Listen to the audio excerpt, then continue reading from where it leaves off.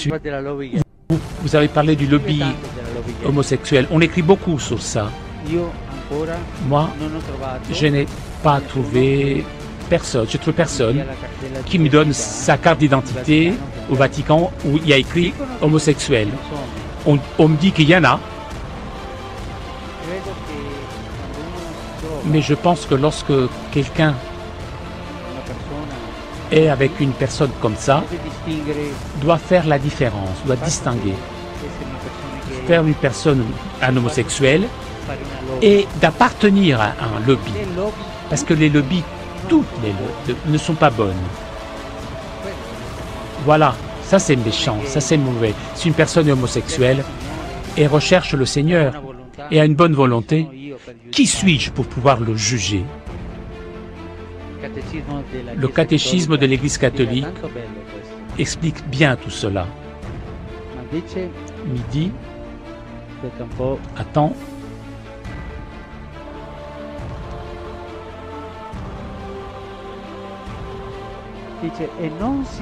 On ne doit pas les marginaliser, ces personnes. Doivent être intégrées dans la société. Le problème, ce n'est pas d'avoir cette tendance. Non, nous devons être frères. Le problème est faire des lobbies. Cette tendance, le lobby de politique, de personnes avares, les maçons, voilà le problème le plus important. Et je vous remercie beaucoup d'avoir posé cette question. Merci beaucoup.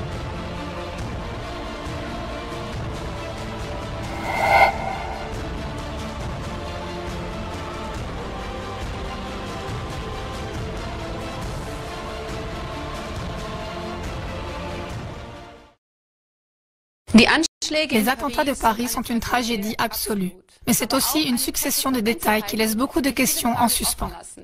Comment un attentat d'une telle ampleur peut-il être organisé dans une capitale européenne? L'expression « management de la terreur » n'a pas encore été prononcée dans ce contexte. Mais Christoph Hörstel, ancien correspondant de presse en Afghanistan de la première chaîne allemande, nous explique ce terme et fait quelques déclarations brûlantes sur les prétendus attentats de Paris. Monsieur Hörstel, le terrorisme est maintenant arrivé jusqu'en Europe. Après ce qui s'est passé en France, on n'arrête pas d'entendre d'autres histoires provenant d'Allemagne, de Belgique et de partout. Je pense aussi que les gens ont peur, ou bien on leur suggère d'avoir peur. Est-ce un hasard? Non, bien sûr, ce n'est pas un hasard. Évidemment, cela a été préparé. Aussi, ce qui nous est rapporté par les médias de masse et qui n'est pas fidèle à la vérité, ça non plus, ce n'est pas un hasard. C'est pourquoi nous avons déjà entendu, il y a 1 an ou il y a 6 mois, que des combattants qui ont combattu en Syrie aux côtés d'Al-Qaïda, du front Al-Nusra et d'autres encore, allaient affluer pour ensuite probablement perpétrer des attentats terroristes selon leur ancienne manière de faire la guerre, des combats de rue, etc. Ça, c'est une chose. L'autre point doit bien sûr être observé sous un tout autre angle. À l'époque, en 2006-2007, en tant que conférencier au Centre des forces dirigeantes de l'armée, j'avais choisi pour le cours de sciences sociales l'Afghanistan. En tant qu'expert du pays, j'avais instruit les forces dirigeantes des troupes de combat allemandes sur la façon de se comporter en Afghanistan et pour ce cours, j'avais alors utilisé l'expression « management de la terreur ». Et c'est exactement ce qui se passe ici. Les gouvernements mentent, tous les gouvernements de l'OTAN. Ils ne mènent pas un combat contre le terrorisme, mais ils pratiquent eux-mêmes le management de la terreur. Les personnes qui sont mises en scène, qui perpètrent les attentats, sont dans 95% des cas très bien connus des services de sécurité. D'où est-ce que les services de sécurité les connaissent? On entend tout le temps dire que les services secrets sont exactement au courant de ces prétendus terroristes. Mais c'est bien normal que les services secrets surveillent les terroristes présumés. Par conséquent, ils savent où ils se trouvent. N'est-ce pas normal? Alors tous ceux qui ont fait la surveillance jusqu'à maintenant devraient être virés, par exemple dans le cas de Paris, parce que visiblement ils n'ont pas eu beaucoup de succès avec leur surveillance. Oui, mais que devons-nous faire? Ce n'est pas parce que quelqu'un est un terroriste présumé qu'on doit aussitôt l'enfermer. Sinon, il y aurait de nouveau de grands cris. Et d'où sortent-ils ces informations? La surveillance de ces cercles est sans faille. Ils ne peuvent même pas éternuer sans que les services secrets ne soient au courant. Donc, si quelque chose se passe, nous savons qu'ils sont impliqués. Et le problème, c'est que nous savons aujourd'hui que l'État islamique, AIES, ISIS, EI, peu importe quelle abréviation on leur donne, on ne pourrait pas les imaginer sans la CIA, qui a commencé à entraîner des parties importantes de ses troupes en Jordanie il y a quelques années. Et ce qui se passe maintenant, c'est qu'ils arrivent ici en Europe parce que les managers le veulent ainsi. Ils ont pour cela des motifs très concrets. Nous nous trouvons devant un crash financier et nous avons d'énormes problèmes de politique intérieure, de politique monétaire, de politique financière, de politique économique et nous ne voudrions pas que la population se défoule sur le gouvernement comme celui-ci le mériterait.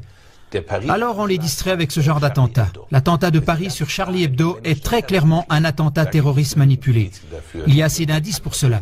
Non seulement les auteurs étaient connus des services secrets, mais justement la carte d'identité laissée dans la voiture, c'est une chose qu'aucun braqueur minable n'aurait faite. En principe, on devrait trouver tout le déroulement étrange. Les témoignages personnels au sujet des auteurs sont étonnamment positifs. Tout cela n'est pas cohérent. Et ensuite, nous avons un écho médiatique indiscutablement cohérent qui semble convenu et finalement, nous avons l'écho politique. En Allemagne, les droits des citoyens sont restreints, ainsi que le droit pour avoir un passeport. Et tout ça, ça a été tout réglé en un rien de temps. Mais ça, c'est peut-être quand même nécessaire. Je veux dire... C'est nécessaire. Si on veut avoir les terroristes sous contrôle, vous dites qu'il y a une surveillance sans faille. Par conséquent, on aurait déjà pu tout maîtriser au préalable, dans le cas de Paris.